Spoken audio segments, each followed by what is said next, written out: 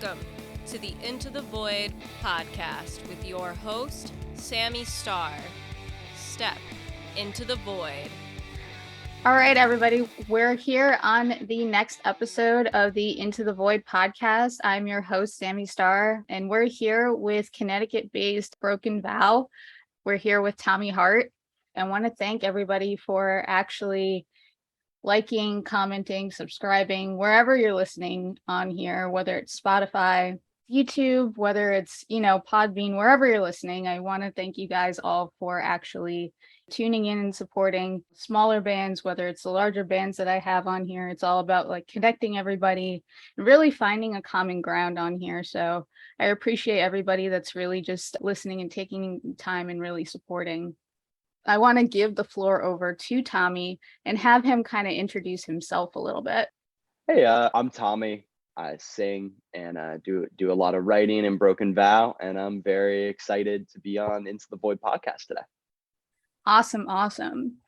I know this is a very common question, but again, it's everybody's story is kind of different, where everybody starts and, how every band begins. What started Broken Vow? What was the scene kind of like? I think the main driving force behind Broken Vow starting was actually boredom. So it was the kind of original members had all met at shows in Connecticut right around the time when stuff started getting shut down because of COVID.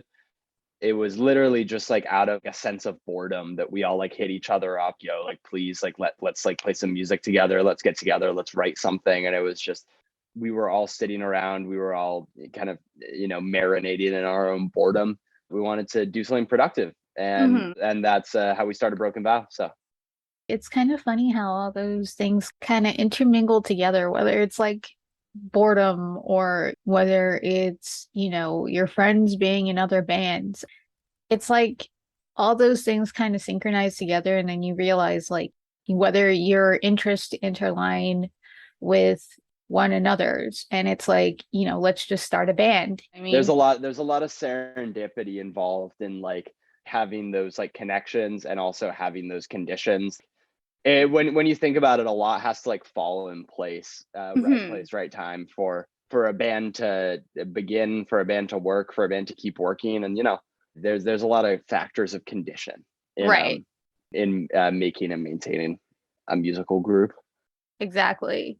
What bands inspired you to create the music that you make? I know you guys kind of operate under the hardcore kind of metal scene of things, but what bands kind of inspired you to just cement, let's just kind of do this? It's interesting because I'm 20 now, but we started Broken Vow when I was 17. Thinking about it, it's how much growth and more things I've discovered since then. I almost feel there were certain bands that I was very into at the time that we started Broken Vow that I still am now. The more modern Triple B bands and older 90s bands like Earth Crisis were really huge for us at the time. Right. But then it's through Broken Vow, it's so many people who are older than us who would be who just have this vast farther knowledge of hardcore than we do, or I probably will for a very long time, or oh, you sound like this band from this time. Oh, and I'm of course. Oh, I should check that band out. And then over time, those bands start influencing you more than even the bands that you started the band kind of looking up to, you know what I mean? I think the growth of the band has coincided with the growth of my taste and all of us collectively being at one place in hardcore and diving deeper and very much becoming involved and enveloped in this rich history and culture of bands that we were kind of accidentally sounding you know what I mean? Right. That brings me to my next question, being that, you just said that you are 20. What role did music play in your earlier years? Music was very central to my childhood. My father was very, he has one of the coolest music tastes out of anyone I know. So he showed me a lot of older British punk bands when I was growing up. Oh, and nice. kind of new wave and Manchester bands. So really a lot cool. of that stuff was kind of what defined my childhood and stuff.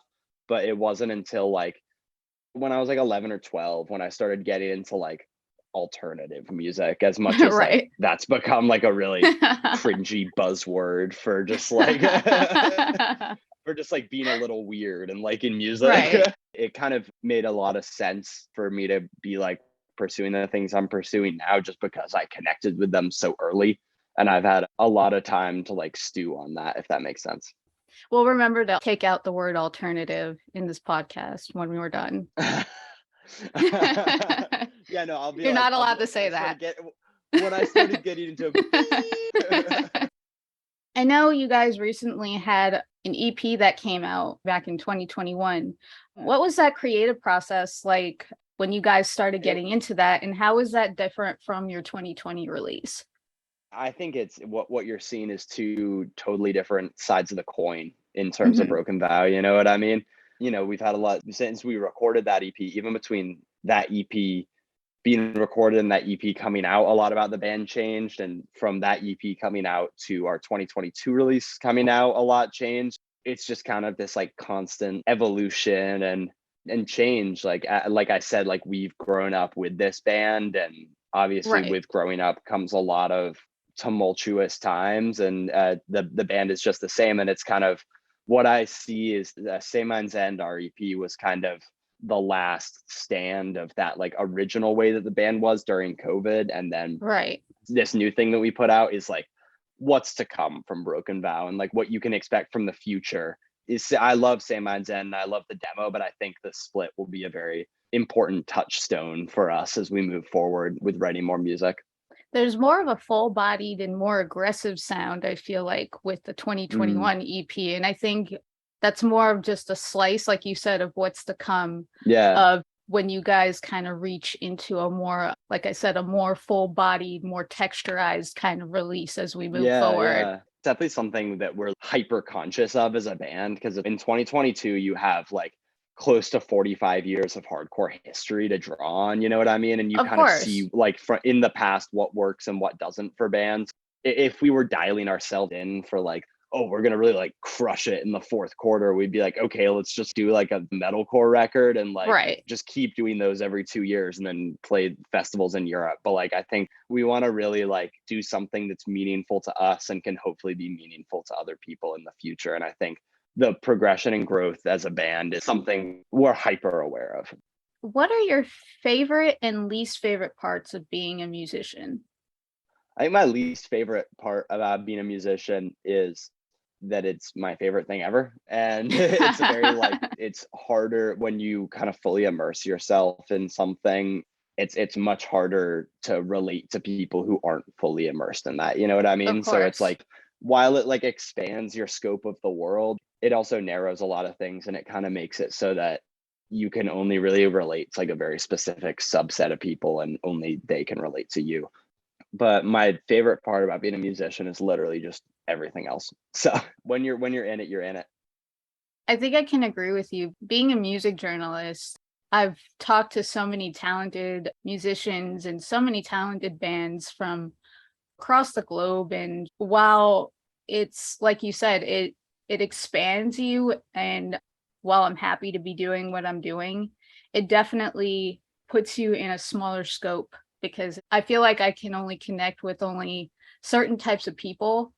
While at the same time, when I try to broaden my horizons, it's like certain people only can get certain things that you're talking about. And so I can identify with you, even though I am a music journalist. It's just a certain scope of field where you can only talk to certain things. I think to say it's a thing that only happens as a musician or as a music journalist would also be like, I feel like it's a very common phenomenon with occupations or hobbies that kind of consume a person entirely. You know what I mean? Of course. This is a very fun question, because I always like to ask bands or artists, because the answer is always pretty different. If you guys could collaborate with a band or an artist, who would it be and why? I mean, we're very lucky in that like we're coming up at a time in hardcore where there's a lot of bands who I'd consider our peers who are killing it in a way that like we look up to a lot. And it's like, I mean, we're about to go out this summer across the whole USA, and like there's at least one, if not many bands on each show that I'm like psyched out of my mind to see. And I feel like it's going to be an exhausting month. I'm going to be on tour, and it's a pretty demanding tour routing and schedule, but like the bands we're playing with, I want to see them and I want to, like enjoy their shows to the fullest. It's like playing a show and going to a show on the same night for like Right. 30 nights in a row, which I'm a little scared for, but mainly excited for. Of course. But to answer your question, sorry. No, you're fine. I wanted to acknowledge that like we get to collaborate with pretty much everybody we like want to collaborate with. We're like the luckiest band in the world because of that. I'm trying to think like what like the dream would be. No, it's Like, a pretty big question. I think it'd be pretty cool to get on like a bigger like metal tour or something that's like Oh, totally like kind of nice. out of our ballpark as like a hardcore band. I think it would be fun to play to that audience just because I think we play like mainly shows to people who are very, very young. And I think that fan base is generally older. I'd like to see how a room of 50-year-olds who are into aggressive music react to That would Broken be Vow. You know what I great. mean? Maybe not a tour, but like one show, just like an experiment. So, and for what it's worth, I've got love for metal. Like I was a metalhead before I was into hardcore. You know what I mean? But it's just like Right. I think they no shade meant to them for this, but they might just not get it, and I think that would be pretty funny. My Maybe gosh. we'll say Obituary, Morbid Angel, Cannibal Corpse, Broken Vow tour 2025 would be the dream tour. So if any of those bands, if you hear Yeah, this, no, my DMs are open. the She's DMs are X open. American on Instagram. Just let me know. Let's make something happen. Make something happen. You heard it from here. You did bring up the Sound and Fury Festival. I do think that is a great opportunity for you guys being fresh and up and coming. You guys have an amazing sound that's very aggressive and, like I said, very fresh. Thank you. How are you feeling coming into this? And So I imagine I'm that's an exhilarating feeling, but I'd say exhilarating is a good word. I'd say generally like daunting as well. So I play in another band called Anxious, and Anxious is also playing Sound and Fury about 2 hours after Broken Vow does on the same stage. I'm pretty scared for my physical well-being by the end of that because like playing two almost back-to-back sets in LA weather is I don't envy myself. I don't think I'm in an enviable position amongst the bands, but also just the sheer kind of magnitude of the event is pretty wild because like I feel I'm like part of something that's like to the magnitude of like something mainstream almost, you know what I mean? But it's still totally within the confines of hardcore, and that's really exciting, and that's like also really terrifying, you know what I mean? Because that's of like course. a lot of pressure, you know what I mean? To perform in front of that wide of an audience of your peers is usually you have to go city to city to city to see everybody, but it feels like everybody's going to be there, you know what I mean? And Of everybody from course. every corner of the world who loves hardcore and can be there will be there. You're hitting a lot of demographics at once, and you only have one chance, so it's not like, Right. oh, maybe we have to get Milwaukee next time, but like let's worry about Chicago now, you know what I mean? It's like, oh, Milwaukee and Chicago will be there, and so will Dayton, Ohio, and so will Pittsburgh, and so will Philly, and etc. I always get nervous before like any show. I'm just like a nervous person, but I've been like getting nervous as if I'm about to go on just randomly at like points throughout the day. I was driving this morning and I just went, oh my God, I'm going to play Sound and Fury. Like, Right. it's a different feeling of nervousness, which I don't think I've ever experienced before. I don't think any band really gets over that experience of playing like their first big festival. I think it's a feeling that every band tries to replicate. It's a feeling that doesn't really ever go away once you get there and then it's all over. But it's a feeling that doesn't ever go away after it's all said and done. Just try to take it all in and like try to take in all the memories and just have I don't fun think I'll with have it. any other choice. Yeah, just roll with it, man. Just roll with it. That's the plan. That's the plan. You guys are great. You guys are solid. And I think a lot of people are going to enjoy your sound. And I think a lot of bands too are going to fall in love with you guys as well. I appreciate that. Thank you very much. No problem. I always like asking this question too. Everybody's process is kind of different for how they get ready for shows and whatnot. What is your typical process for how you get ready for a show? It depends. So, like I said, I play guitar in another band called Anxious. I do a large amount of touring with them. And I'd say between Broken Vow and Anxious, it's very different. So I'll kind of break down each of those. With Broken Vow, I like to warm up my voice for like 5 to 15 minutes, depending on the night before the show, just like get myself in a good shape. And then I like to warm up my body. Like I'll do a ton of stretches, some jumping jacks, nothing like strenuous that'll tire me out, but just kind of get my blood flowing. Drink a lot of water before either one, have water on stage. But yeah, I'd say the main difference is the hallmarks of it are like making sure my body's ready, because I'm a very physical performer. So it's like I don't want to go for a high kick and like blow my back out and like have Oh to my do the rest God. of the tour on crutches. No. Just kind of making sure like physically and mentally you're prepared, I think is very important.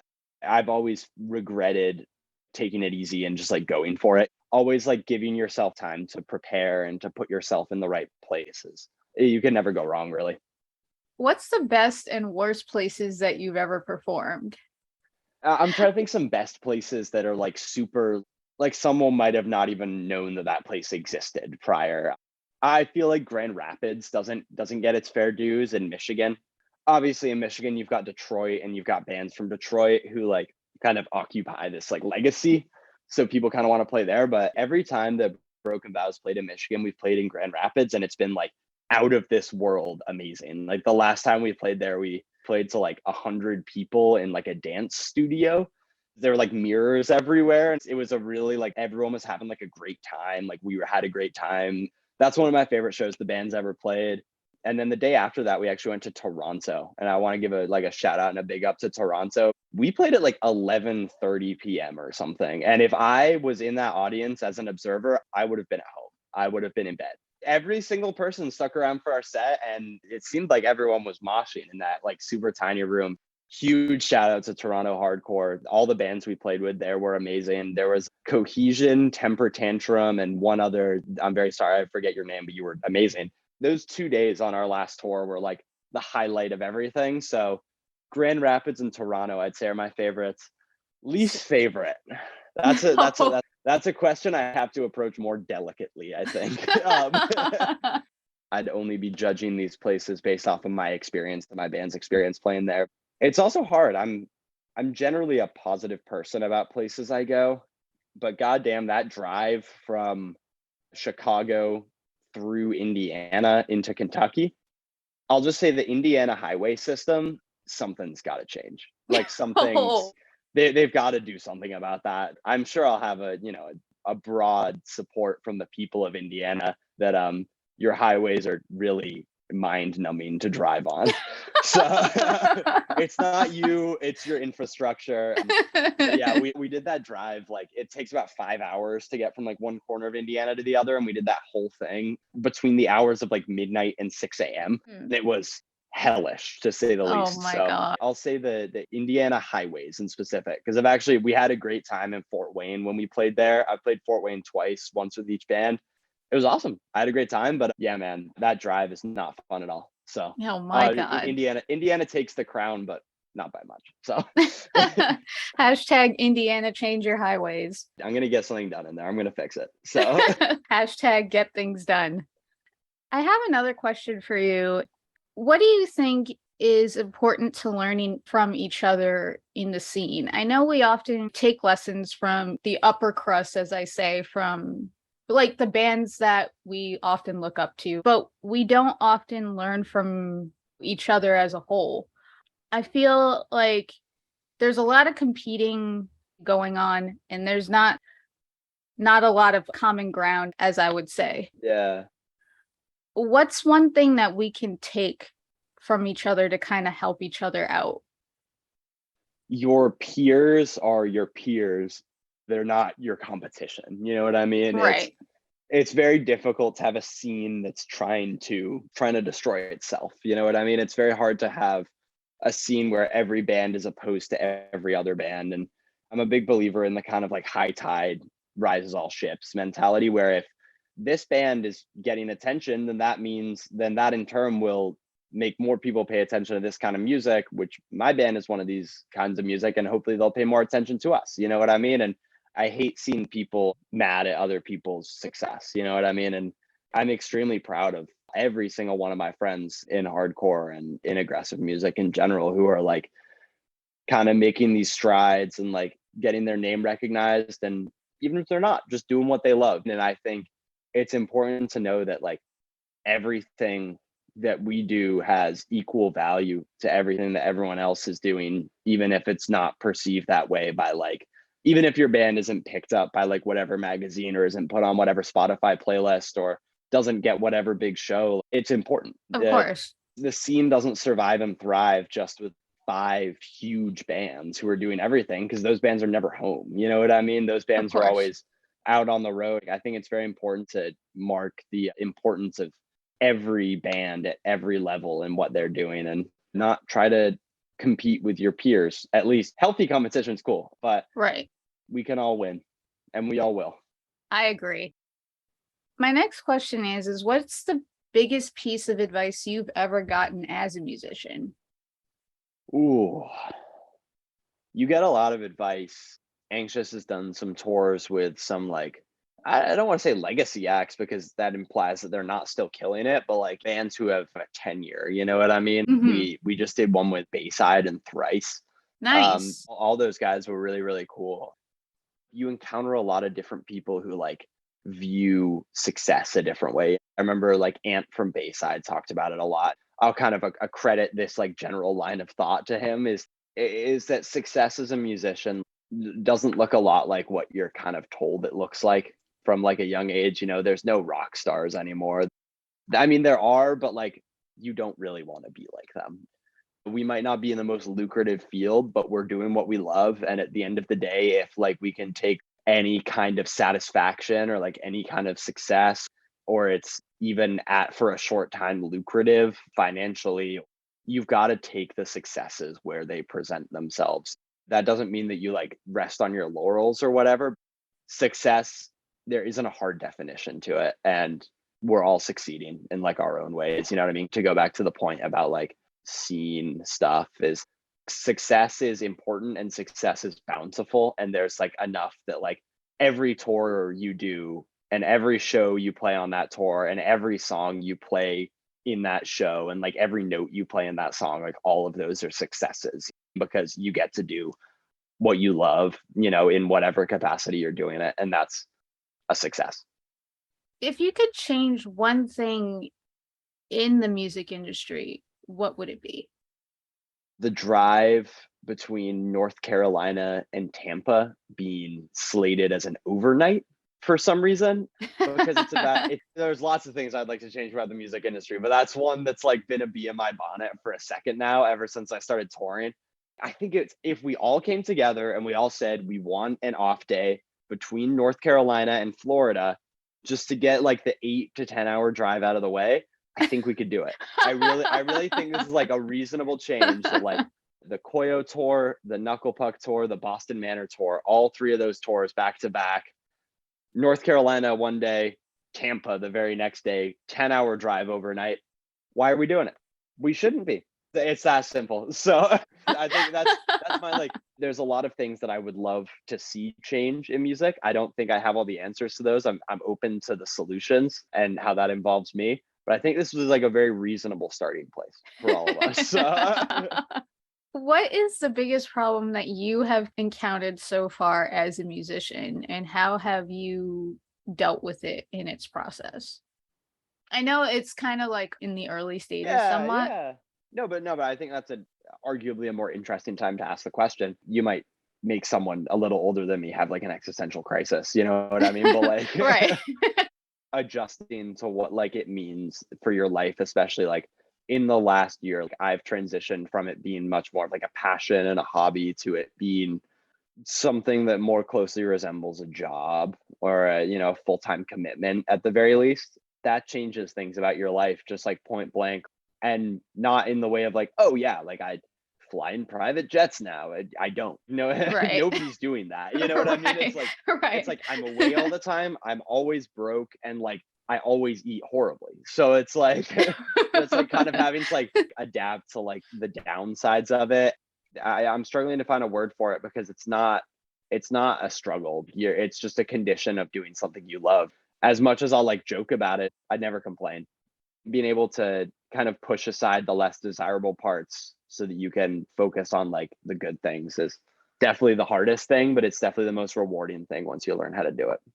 The last question that I'll leave you with is, what message do you want people to take from your music on this tour? Not what people are necessarily thinking, but what you necessarily want them to walk away thinking. I'm not super hung up on like how people perceive my band in like an aesthetic sense. I think everything we do is cool, but that's because I'm doing it. We get to do it however we want to. But even if they're not talking about our band, I hope they have a good time. You know what I mean? I hope they walk away and they say, wow, that was really enjoyable. That was really fun. I hope they go home and tell someone at home, like, I had a really great time at the show tonight. You know what I mean? And that's right.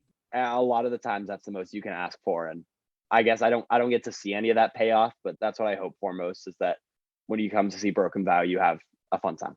That's a great place to level out at, because like I said, this is a big festival. I think everybody is, like I said, they're going to like your sound and they're going to like what you bring to the table. Thank you.